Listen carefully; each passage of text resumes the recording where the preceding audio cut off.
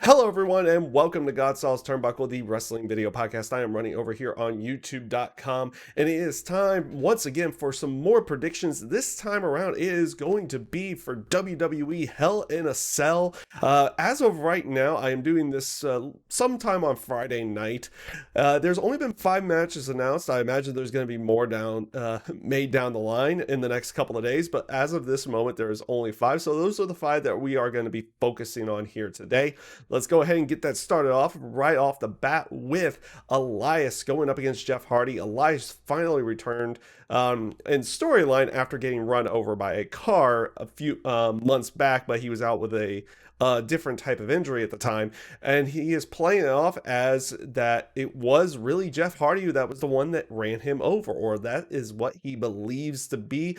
I do like the fact that I guess to a certain degree, I like the fact that they brought up the old storyline again with that one, even though it's not because there hasn't been even anything else said about it other than it's like, oh, there was a redheaded figure around, blah blah blah blah blah. I like the fact that Elias brought that stuff up. They tried to make people care about this storyline in some way to go along with it. Is it something I really care about all that much? Not really, to go along with it, but I think Elias is going to come out on top on this one and actually pick up the victory. It is one of his first matches back, so I don't really see them, him not going over in this particular case. So I'm going to go with Elias. Up next, this is a match that was actually just made tonight. It is going to be Otis versus The Miz. Yes, they finally had the court date, and JBL, who, after getting bribed, of course, decided to favor in the side of the Miz, and instead of just giving Miz the Money in the Bank contract, he actually is enforcing a match between Otis and the Miz. I feel like this is a time that they're going to be trying to get that Money in the Bank contract off of Otis. So I'm actually going with the Miz on this one. I know there's a lot of rumor and everything that, Vince is a big proponent for Otis, but I see them trying to pull that Money in the Bank contract off of him. This is a way to do it. So I'm going to go with the Miz on this one, though I wouldn't be shocked if they tried doing something with Otis instead to go along with it, but I see them going with the Miz in this particular case. And now we are going to get ourselves into the 3 Hell in a Cell matches, one of which actually probably warrants being inside Hell in a Cell, which I'll talk about last. But first, we're going to go with the WWE title match. It is going to be Drew McIntyre going up against Randy Orton.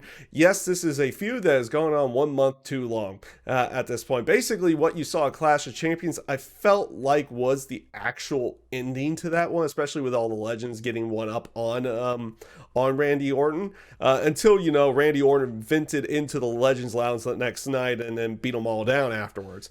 So it looks like the feud decided to continue on, and, well, lo and behold, you have yourselves another Hell in a Cell match to go along with it. I feel like this is a point in time that you do one of 2 things. You end this feud. You end this feud regardless at this point. And if you want to just end this feud with this match, Drew goes over. And I'm going to actually go along with that and basically say I am going to go with Drew McIntyre on this one.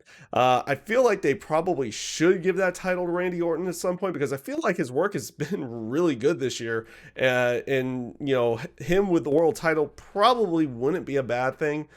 But like I said, I feel like the feud will have to end. If you have Orton go over, you're going to have to do another match somewhere down the line. I know there's quote unquote no automatic rematches, but they've kind of been going back to rematches for those once the title changes hands. So all in all, I've got to really say that, yeah, I'm going to go with Drew McIntyre on this one.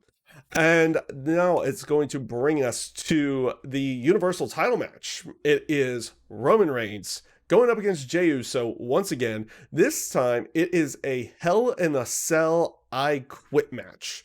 That's right, it is an I Quit match done inside Hell in a Cell, and apparently there's extra consequences for Jey Uso, because if he either quits or refuses to refuses to acknowledge Roman as the head of the family, head of the leader of the family and everything like that, that apparently Him, his wife, Jimmy Uso, his wife, kids, everything like that, they're out of the family. They're going to get disowned. That's going to be a little bit of an extra aspect to it. And I do see something more coming from that here down the line as well. I am going to go with Roman Reigns to pick up the victory in this one and keep the Universal title. I don't think they're going to do a whole thing where it's like, oh, they're going to be disowned. I think you're going to get a bit where now the Usos are going to be begrudgingly a part of like a Roman Reigns faction to its own degree and do whatever Roman says to do to go along with it. I feel like that's going to be kind of the route that they end up going. I don't, maybe that leads to some kind of redemption down the line. I don't know if that's going to be fully the case on that one, but that's where I feel like it's going to go. And of course, Roman will still remain Universal Champion and probably remain Universal Champion for quite some time with it. And you know what? With the work that he's been doing, perfectly fine with it. I'm perfectly fine with that one. So this is going to bring us to the last Hell in a Cell match. Honestly, based off of how the story's been going throughout the summer and late spring, early summer, everything to go along with it. This is probably the one match that actually warrants being inside Hell in a Cell. Of course, I'm talking about the SmackDown Women's Title match. It is going to be Bayley going up against Sasha Banks. Like I said, the factor that they did, the chair stomp angle, everything to go along with that, the beatdown and everything that Bayley did to turn on Sasha Banks, like this match actually does kind of warrant, based off of the story that they've done in the turn, warrants being inside Hell in a Cell more than the other two matches. Now, have they necessarily fully done enough to go inside Hell in a Cell? I feel like they could have done like a good match or two, one or two matches before doing Hell in a Cell. But of course, it's October. We got to have a Hell in a Cell match to go along with it. So I feel like this is, of course, going to be a really good match based off of where they have gone with the storyline, especially with the factors of Bayley refusing to sign the contract until Sasha Banks had her in a bank statement trapped inside of a chair around her head to go along with it. I had been leaning the way that they've been going with this, Sasha saying you're going to sign this contract one way or another. And that's what she did to get her to sign the contract as well. I was always leaning towards Bayley. Once they went that route of how she ended up signing the contract, I am going to go that route. I feel like Bayley is going to win this match. Sasha's going to get some form of redemption somewhere down the line. It's just not going to be in this match. It's going to be down the road. Now, could they try doing another angle here where, Bayley ends up injuring Sasha or anything like that, and then you have it saved for a bigger match down the line as well? Yeah, I think that's probably the route that they go. I mean, I could be completely wrong. It's like, hey, you know what? Screw it. We're just going to put it on Sasha. Sasha because, Mandalorian and everything like that. But I don't see that being the case.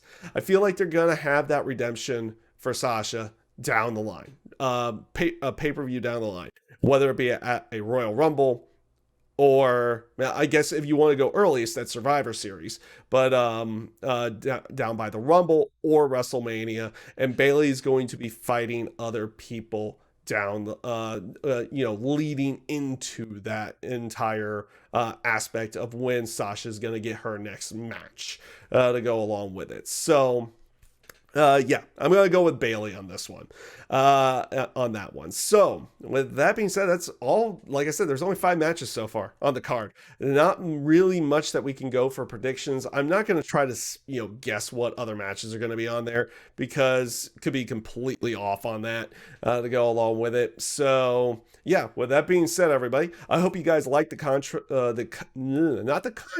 content brought your way. I'll leave that botch in, by the way, on that one. But I hope you guys enjoy the content. We will be trying to do a Hell in a Cell review after the show, and I'm aiming to try to do some form of live reaction over on my Twitch page as well, which link for the Twitch page is down in the description of the video.